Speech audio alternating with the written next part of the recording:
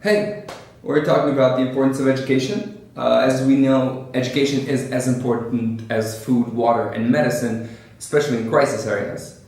In the latest emergency lessons video, we saw Mama and Adamah from Guinea.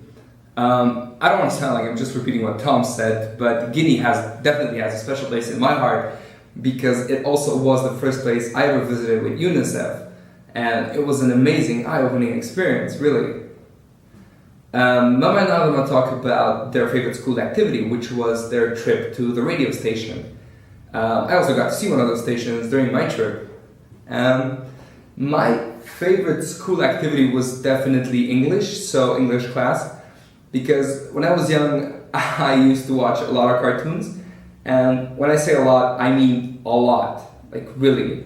And English sort of offered me a means of understanding cartoons. First it was cartoons, then understanding movies, and later on it proved that to be an amazing skill every time you go abroad. It was extremely useful because most places that you go, you can communicate most things with English, so that turned out extremely well.